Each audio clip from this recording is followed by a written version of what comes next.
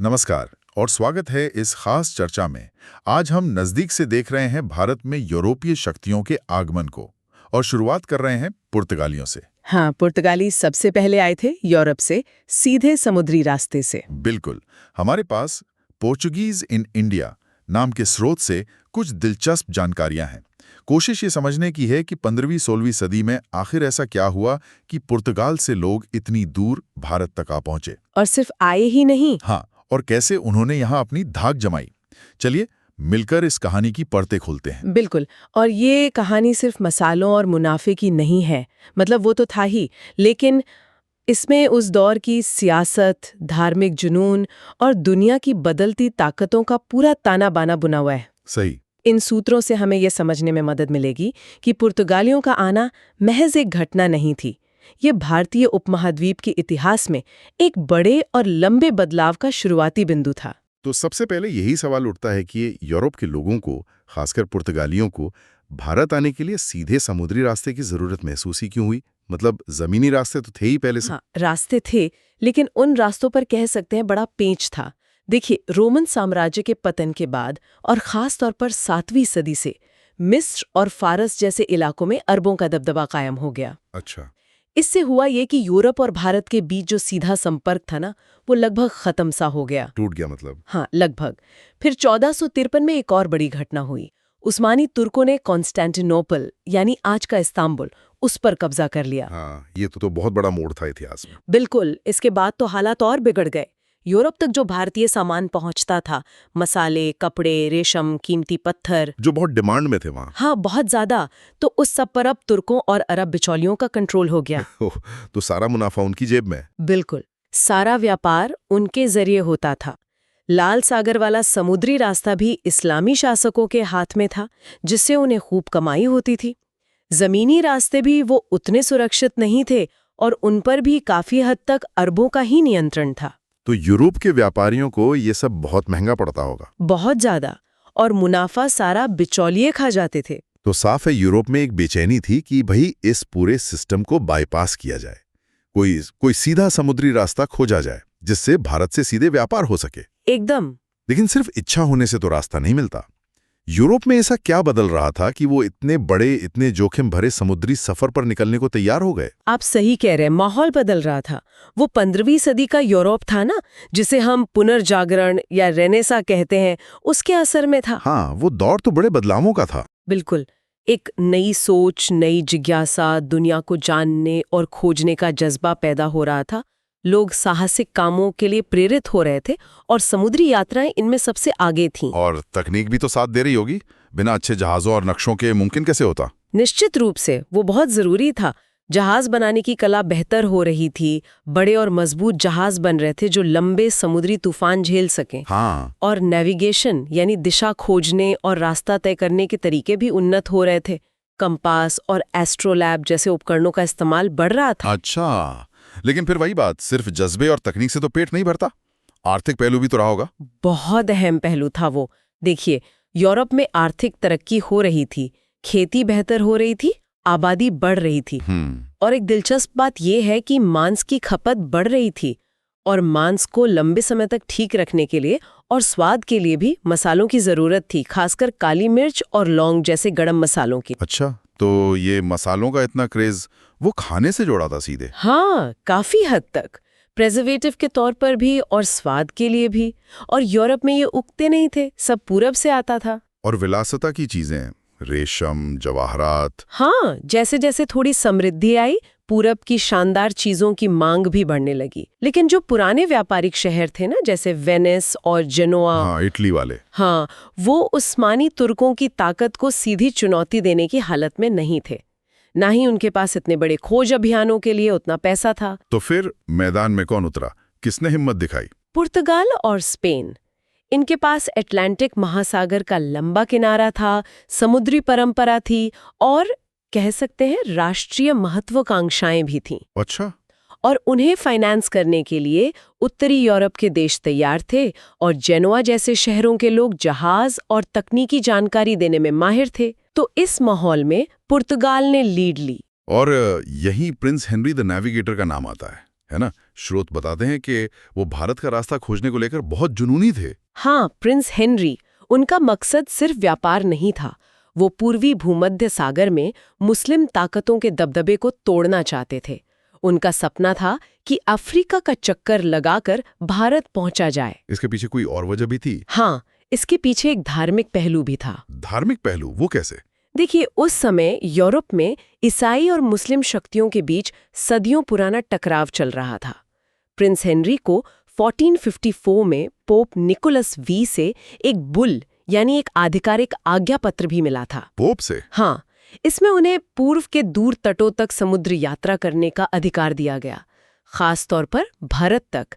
मकसद दोहरा था, इस्लामी प्रभाव से लड़ना और ईसाई धर्म का प्रचार करना। ओह, तो ये व्यापार और धर्म दोनों साथ साथ चल रहे थे। बिल्कुल। ये दिलचस्प है कि कैसे व्यापारिक और धार्मिक मकसद एक दूसरे से जुड़े हुए थे, एक दूसरे को सही ठहरा रहे थे। हालांकि प्रिंस हेनरी ये सपना पूरा होते देखने से पहले ही गुजर गए। मतलब ये सिर्फ मुनाफे का सौदा नहीं था, बल्कि एक तरह का समुद्री धर्म युद्ध भी समझा जा रहा था। पोप का आशीर्वाद मिलना ये दिखाता है कि पुर्तगाल के लिए भारत पहुंचना सिर्फ फायदेमंद नहीं, बल्कि ईसाई जगत की एक बड़ी रणनीतिक जीत मानी जा रही थी। बिल्कुल। और इसी कड़ी में एक और अहम घटना हुई 1494 में, ट्रीटी ऑफ टॉर्डेसिलस। ये पुर्तगाल और स्पेन के बीच हुई एक संधि थी। दुनिया का बंटवारा एक तरह से ही सुना है इसके बारे में। हाँ, कह सकते हैं। उन्होंने अटलांटिक महासागर में केप वर्डे द्वीप समूह के पश्चिम में एक काल्पनिक रेखा खींची। ठीक लाइन खींच दी बस। हाँ, और तय हुआ कि इस रेखा के पूरब में मिलने वाली सभी गैर ईसाई जमीनों पर पुर्तगाल का हक होगा और पश्चिम की जमीनों पर स्पेन का। इस संधि ने पुर्तगाल को भारत और पूरब की तरफ बढ़ने का एक तरह से कानूनी अधिकार दे दिया, कम से कम यूरोप की नजर में। वाह, संधि तो हो गई, पर असली सवाल था, क्या समंदर उन्हें रास्ता देगा? रास्ता मिला क्या? आसान था? आसान तो बिल्कुल नहीं था, लेकिन यहीं पर 1487 में बार्थोलोमेओ डियास की यात्रा एक मील का पत्थर साबित हुई। बार्थोलोमेओ डियास? हाँ, वो पुर्तगाली नाविक अफ्रीका के दक्षिणी सिरे, जिसे उसने पहले केप ऑफ स्टॉर्म्स यानी तूफानों का अंतरीप कहा था। बाद में नाम बदला गया शायद। हाँ, बाद में पुर्तगाल के राजा ने उसे केप ऑफ गुड होप यानी आशा अंतरीप नाम दिया। तो डियाज उस केप का चक्कर लगाने में कामयाब रहा। उसने साबित कर दिया कि अफ्रीका के दक्षिण से होकर पूरब जाया जा सकता है, रास्ता खुल गया था। और फिर आया वो ऐतिहासिक सफर। 1497 में पुर्तगाल से जहाज निकले, वास्को दी गामा के नेतृत्व में। हाँ, और मई 1498 में भारत पहुंचे। करीब 11 महीने लगे। ये तो बहुत लंबा समय है। बहुत लंबा और खतरनाक सफर था। जी हाँ, वास्को डी गामा 3 जहाज़ों के साथ भारत के मालाबार तट पर कालीकट, आज का कोझिकोड बंदरगाह पर उतरा। और कहते हैं कि उसे रास्ता दिखाने में एक भारतीय ने मदद की थी। हाँ, विडंबना देखिए, एक गुजराती पायलट था जिसका नाम अब्दुल मजीद बताया जाता है। उसने गामा का मार्गदर्शन किया था हिंद महासागर में। कालीकट में उसका स्वागत कैसे हुआ? वहां का शासक कौन था उस वक्त? वहां के स्थानीय हिंदू शासक थे, जमोरिन। उनकी असल उपाधि समुथिरी थी। उन्होंने गामा का शुरुआत में तो दोस्ताना स्वागत किया। क्यों? जाहिर है, जमोरिन को अपने बंदरगाह से होने वाले व्यापार में फायदा नजर आ रहा था। कालीकट उस समय व्यापार का एक बड़ा केंद्र था और जमोरिन की समृद्धि इसी पर टिकी थी। नया व्यापारी मतलब नया मुनाफा। लेकिन दिक्कतें भी तो आई होंगी, मतलब सब इतना आसान तो नहीं रहा होगा। बिल्कुल, दिक्कत आई अरब व्यापारियों से जो मालाबार तट के व्यापार पर सदियों से छाए हुए थे। उन्हें ये नया कंपटीशन पसंद नहीं आया होगा। बिल्कुल नहीं। उन्हें ये नया खिलाड़ी पुर्तगाली बिल्कुल पसंद नहीं आया। उन्हें अपना एकाधिकार टूटता नजर आया। अच्छा, ये समझना जरूरी है कि पुर्तगालियों के आने से पहले हिंद महासागर का व्यापार कैसा था? क्या वहां किसी एक की दादागिरी चलती थी? नहीं, दिलचस्प बात यह है कि ऐसा नहीं था। स्रोत बताते हैं कि हिंद महासागर तब एक तरह का खुला समुद्र था, ओपन सी।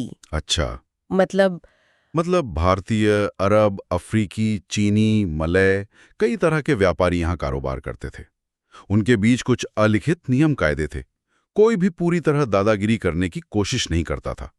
ये एक बहुध्रुवीय मल्टीपोलर व्यवस्था थी। और पुर्तगाली इसे बदलना चाहते थे पूरी तरह से। हाँ, उनका इरादा एकदम अलग था। पुर्तगाली इस व्यवस्था में सिर्फ शामिल होने नहीं आए थे। उनका इरादा साफ था, इस फायदेमंद पूर्वी व्यापार पर अपना एकाधिकार, अपनी मोनोपोली जमाना। सिर्फ अपना राज? हाँ, वो सारे प्रतिस्पर्धियों, खासकर अरबों को यहां से बाहर खदेड़ना चाहते थे। ये हिंद महासागर के व्यापार के इतिहास में एक बुनियादी, फंडामेंटल बदलाव लाने वाली सोच थी। जब वास्को डी गामा पहली बार वापस पुर्तगाल गया तो कहते हैं कि वो जो माल लेकर गया, मसाले वगैरह, उससे जबरदस्त मुनाफा हुआ। हाँ, भारी मुनाफा। कहते हैं यात्रा के खर्चे से कई गुना ज्यादा। इससे पुर्तगाल के राजा और व्यापारियों को यकीन हो गया कि इस समुद्री रास्ते में कितना दम है। बिचौलियों को हटाकर सीधा व्यापार सोने का अंडा देने वाली मुर्गी साबित हो सकता था। तो फिर तो और जहाज भेजे गए होंगे। अगली खेप कब आई? बिल्कुल, देर नहीं लगाई उन्होंने। 1500 में पेड्रो अल्वारेस काब्राल को भेजा गया एक बड़ा बेड़ा लेकर, और उसे निर्देश था कि कालीकट में एक फैक्ट्री स्थापित करो। फैक्ट्री? उस जमाने में फैक्ट्री का मतलब क्या था? कोई कारखाना? नहीं, उस समय फैक्ट्री का मतलब आज जैसा कारखाना नहीं था। उसका मतलब था एक व्यापारिक चौकी या गोदाम, जहां वो अपना माल इकट्ठा कर सकें, बेच सकें। ट्रेडिंग पोस्ट जैसा? हाँ, ट्रेडिंग पोस्ट। लेकिन ये सिर्फ गोदाम नहीं थे। धीरे धीरे ये किले बंद व्यापारिक अड्डों, फोर्टिफाइड ट्रेडिंग पोस्ट्स में बदलने लगे, जहां से वो अपना कारोबार चलाते और अपनी हिफाजत भी करते थे। अच्छा, तो कैब्राल ने फैक्ट्री लगा दी? कोशिश की, लेकिन यहीं से टकराव बढ़ गया। कैब्राल की फैक्ट्री पर स्थानीय लोगों और अरब व्यापारियों ने मिलकर हमला कर दिया, शायद जमोरिन की शह पर भी। इसमें कुछ पुर्तगाली मारे गए। हो, तो कैब्राल ने इसका जवाब कैसे दिया? बहुत बेरहमी से। उसने बदले में कालीकट शहर पर बमबारी की, कई अरब जहाज़ों को पकड़कर लूट लिया, उनके सैकड़ों नाविकों को मार डाला। बाप रे, ये तो बहुत ज्यादा था। हाँ, पुर्तगालियों ने शुरुआत से ही ये दिखा दिया कि वो ताकत का इस्तेमाल करने से हिचकेंगे नहीं। इतना ही नहीं, कैब्राल ने कूटनीति भी चली। उसने जमोरिन के दुश्मनों कोचीन और कन्नानौर के शासकों से दोस्ती गांठ ली और वहां अपनी फैक्ट्रियां खोलने की इजाजत ले ली। तो मतलब फूट डालो और राज करो वाली नीति? कह सकते हैं। उन्होंने स्थानीय रंजिशों का फायदा उठाया। फिर 1501 में वास्को डी गामा दोबारा आया। इस बार क्या इरादे थे? पहले से ज्यादा गुस्से में? इस बार वो ज्यादा तैयारी और ज्यादा दुश्मनी के साथ आया था। उसका रवैया बहुत सख्त था। उसने जमोरिन से साफ कहा कि वो सभी अरब व्यापारियों को कालीकट से निकाल दे। जमोरिन माना? नहीं, जमोरिन ने इनकार कर दिया। उसके लिए अरब व्यापारी भी जरूरी थे। बस यहीं से रिश्ते पूरी तरह बिगड़ गए। डी गामा ने खुलेआम अरब जहाज़ों पर हमले किए। उसने कन्नानौर में भी फैक्ट्री खोली। धीरे धीरे कालीकट, कन्नानौर और कोचीन पुर्तगाली व्यापार के अहम केंद्र बन गए। और यहीं से किलेबंदी का सिलसिला शुरू हुआ? क्या ये सिर्फ अपनी सुरक्षा का बहाना था या कुछ और? देखिए, शुरू में तो उन्होंने यही कहा कि अपनी फैक्ट्रियों और सामान की सुरक्षा के लिए किलेबंदी कर रहे हैं, व्यापार की सुरक्षा जरूरी है, वगैरह वगैरह। लेकिन असल में ये भारत के तट पर उनकी सैनिक मौजूदगी और क्षेत्रीय नियंत्रण की शुरुआत थी। व्यापार के साथ साथ वो जमीन पर भी कब्जा जमाने की नींव रख रहे थे। किलाबंदी करके वो एक तरह से अपना इलाका बना रहे थे।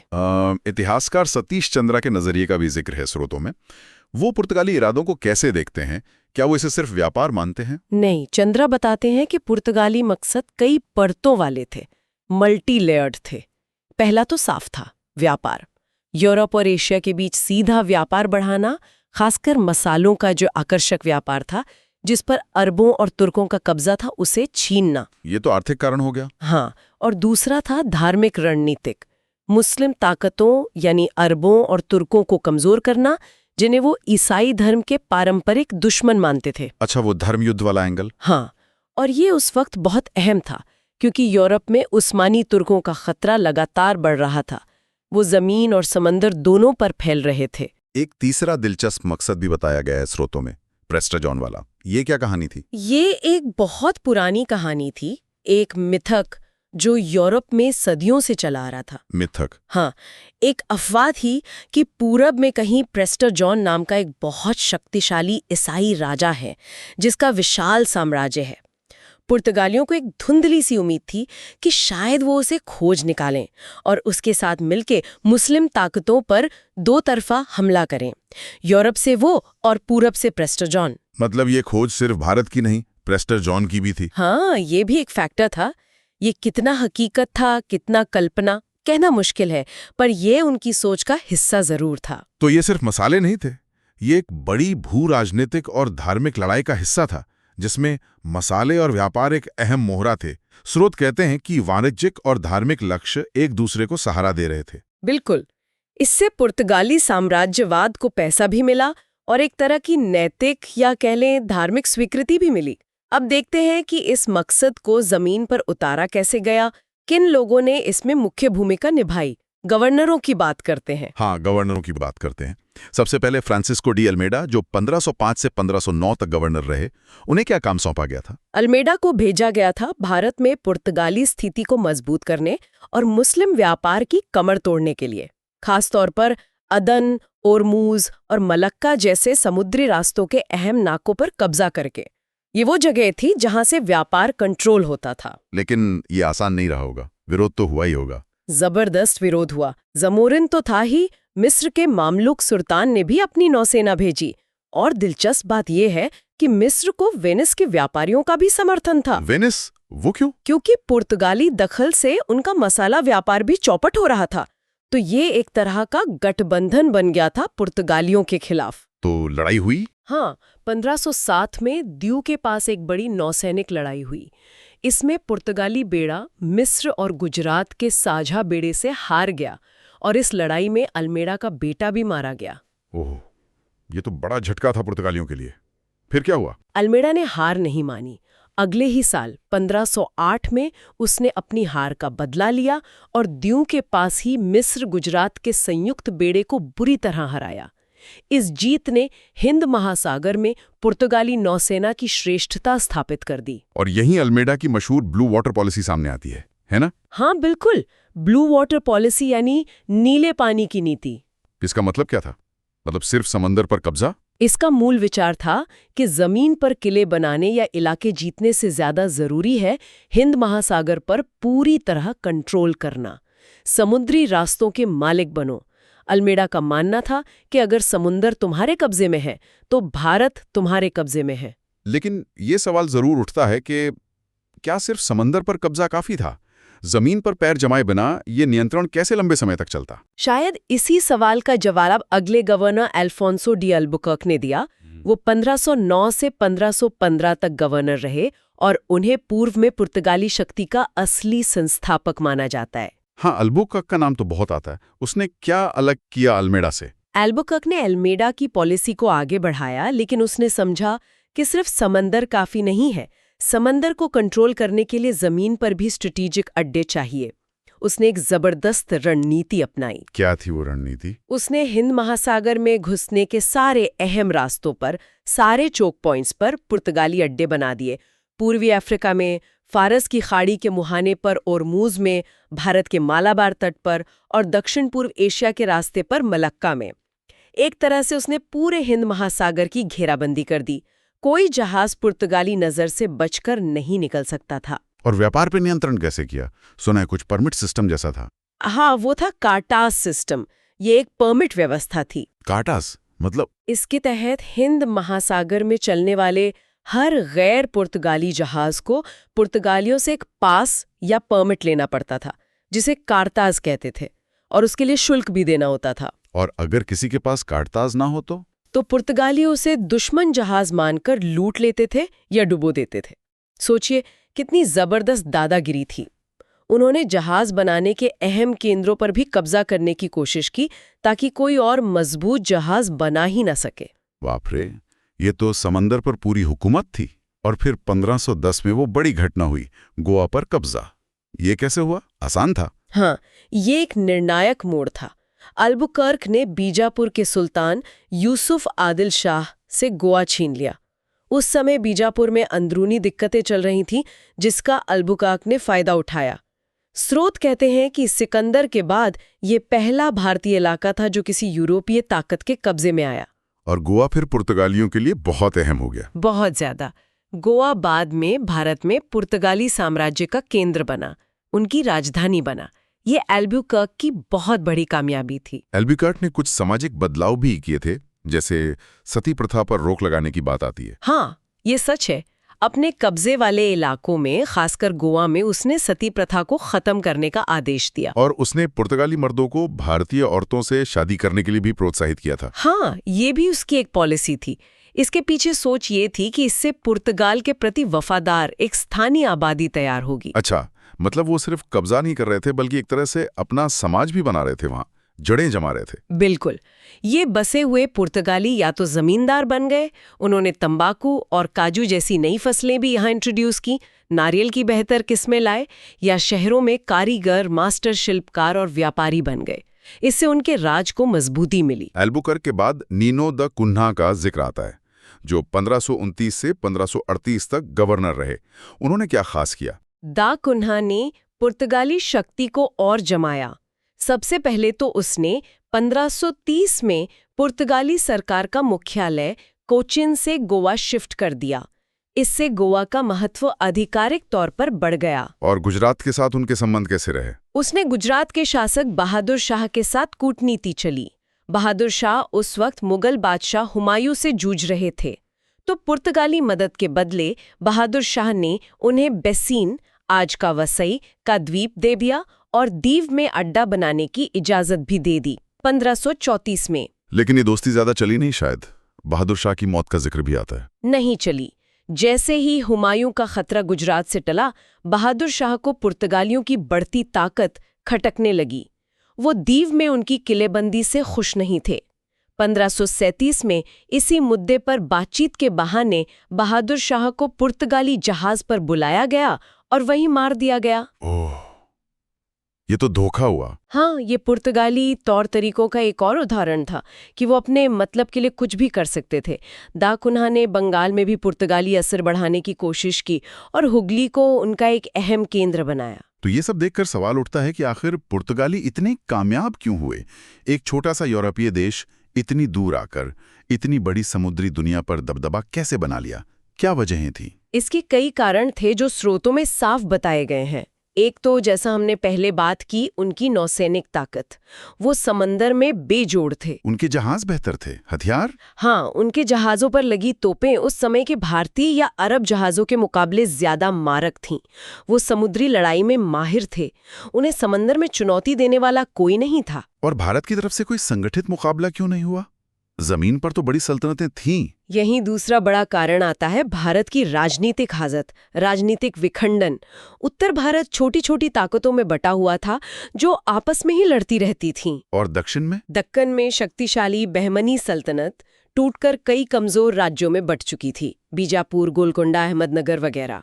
गुजरात में महमूद बेगड़ा जरूर शक्तिशाली थे, लेकिन कुल मिलाकर कोई ऐसी एक बड़ी ताकत नहीं थी जो अकेले पुर्तगालियों का मजबूती से मुकाबला कर सके। और सबसे अहम बात शायद ये कि किसी ने नौसेना पर ध्यान नहीं दिया। बिल्कुल, ये सबसे बड़ी चूक थी शायद। किसी भी भारतीय ताकत ने, चाहे वो विजयनगर हो या बहमनी सल्तनतें या मुगल जो बाद में आए, उन्होंने एक मजबूत नौसेना बनाने पर ध्यान ही नहीं दिया था। उनका सारा जोर जमीनी फौजों पर था। समंदर उन्होंने एक तरह से खुला छोड़ दिया था पुर्तगालियों के लिए। और दूसरे समुद्री खिलाड़ी, अरब व्यापारी या चीनी, वो क्यों पीछे रह गए? अरब व्यापारी जो पहले व्यापार पर हावी थे, वो संगठित नहीं थे। वो अलग अलग गुटों में थे, उनमें आपसी एकता नहीं थी। जबकि पुर्तगाली एक राष्ट्र राज्य की ताकत के साथ आए थे। उनके पीछे उनके राजा का पूरा समर्थन था, एक सेंट्रलाइज्ड कमांड था। और चीन, वो तो बड़ी समुद्री ताकत थे कभी। हाँ, थे। लेकिन उनके सम्राट ने कुछ समय पहले ही एक शाही फरमान जारी करके अपने जहाज़ों की लंबी समुद्री यात्राओं पर रोक लगा दी थी। वो अपनी अंदरूनी समस्याओं में उलझ गए थे। तो चीन जैसा बड़ा खिलाड़ी भी मैदान से बाहर था। इन सब चीज़ों ने मिलकर पुर्तगालियों की राह बहुत आसान कर दी। तो हमने देखा कि कैसे व्यापार की जरूरत, यूरोप में हो रहे बदलाव, तकनीकी तरक्की, राजनीतिक महत्वाकांक्षा और हाँ, वो धार्मिक जोश, इन सब ने मिलकर पुर्तगालियों को भारत के दरवाजे तक पहुंचाया। बिल्कुल। और यहाँ पहुंचकर उन्होंने अपनी बेहतर नौसैनिक ताकत, कभी क्रूरता, कभी कूटनीति और सबसे बढ़कर भारत की अंदरूनी राजनीतिक और नौसैनिक कमजोरियों का फायदा उठाकर अपनी शक्ति स्थापित की। बिल्कुल। अल्मेडा की ब्लू वाटर पॉलिसी से लेकर अल्बुकर्क की जमीन पर कब्जे और वो काटास सिस्टम तक, उनकी रणनीतियां उस समय के हिसाब से बहुत कारगर रहीं। हाँ। उन्होंने न सिर्फ हिंद महासागर के सदियों पुराने व्यापार के समीकरण बदल दिए, बल्कि भारत में यूरोपीय दखलंदाजी के एक लंबे और अक्सर दर्दनाक दौर की शुरुआत भी की। ये साफ है कि उनकी सफलता सिर्फ उनकी अपनी ताकत का नतीजा नहीं थी, बल्कि उस वक्त की भारतीय परिस्थितियों ने भी इसमें एक बहुत बड़ा रोल निभाया। जाते जाते एक सवाल छोड़ जाते हैं सोचने के लिए। पुर्तगाली अपने साथ तंबाकू, काजू, आलू, टमाटर, मिर्च जैसी कई नई फसलें भी लाए थे, है ना? हाँ, बिल्कुल। और अनानास, पपीता भी। तो सोचने वाली बात यह है कि इन नई चीजों ने धीरे धीरे भारत की खेती, हमारे खानपान, अर्थव्यवस्था और समाज पर कितना गहरा और लंबा असर डाला होगा। ये वो पहलू है जो अक्सर सत्ता और संघर्ष की बड़ी कहानियों में कहीं खोसा जाता है। बहुत दिलचस्प सवाल है। इसका असर तो वाकई बहुत गहरा और दूर तक हुआ होगा। शायद अगली किसी चर्चा में इस पर भी बात हो। जरूर। तो आज की चर्चा यहीं समाप्त करते हैं। सुनने के लिए धन्यवाद।